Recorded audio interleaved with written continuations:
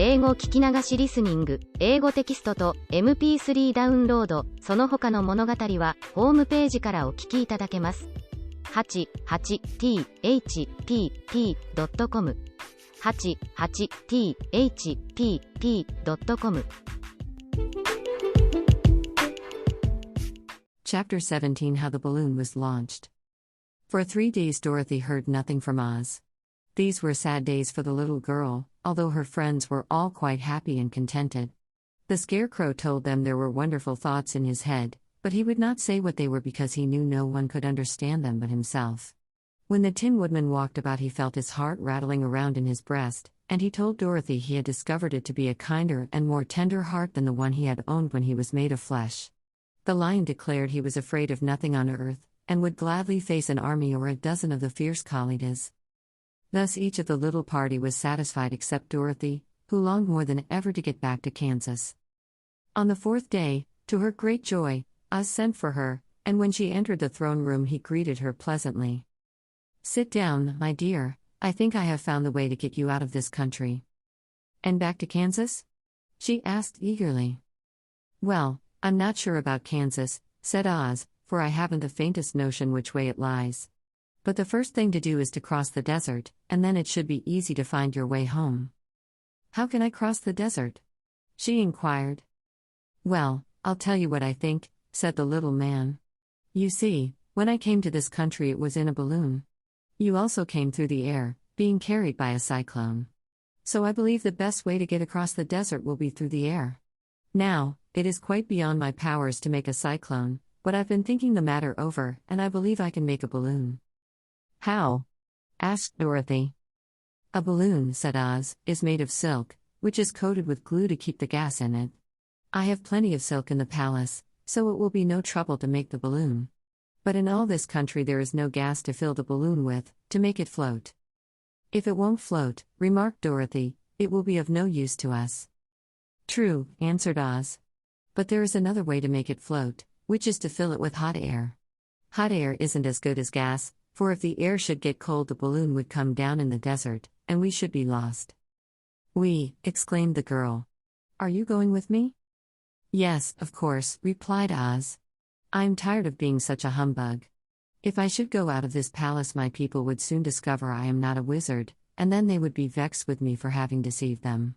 So I have to stay shut up in these rooms all day, and it gets tiresome. I'd much rather go back to Kansas with you and be in a circus again."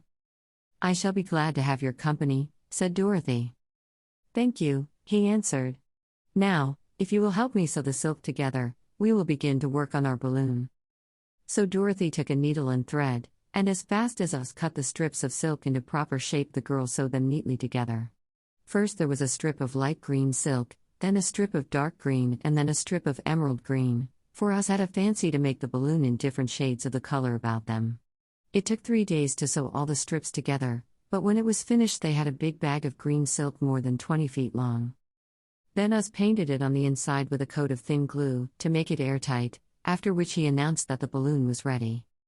"But we must have a basket to ride in," he said. So he sent the soldier with the green whiskers for a big clothes basket, which he fastened with many ropes to the bottom of the balloon. When it was all ready, Oz sent word to his people that he was going to make a visit to a great brother wizard who lived in the clouds. The news spread rapidly throughout the city and everyone came to see the wonderful sight. Oz ordered the balloon carried out in front of the palace, and the people gazed upon it with much curiosity. The Tin Woodman had chopped a big pile of wood, and now he made a fire of it, and Oz held the bottom of the balloon over the fire so that the hot air that arose from it would be caught in the silken bag.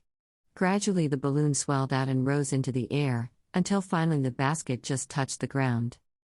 Then Oz got into the basket and said to all the people in a loud voice, "I am now going away to make a visit. While I am gone the Scarecrow will rule over you. I command you to obey him as you would me."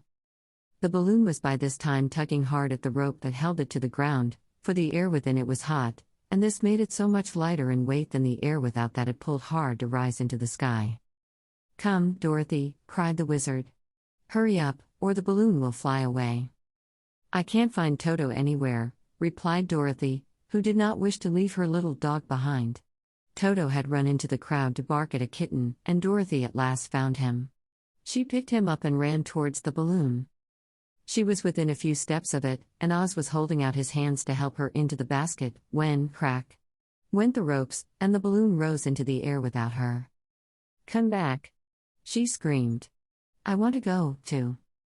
"I can't come back, my dear," called Oz from the basket.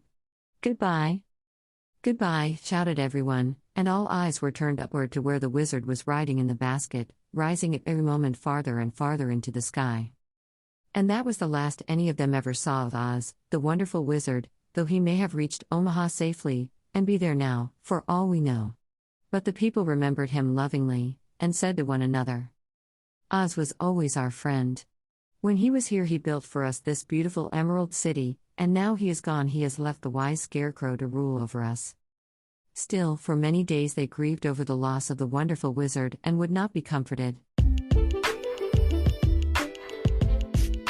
英語聞き流しリスニング、英語テキストと MP3 ダウンロード、その他の物語はホームページからお聞きいただけます。88thpp.com 88thpp.com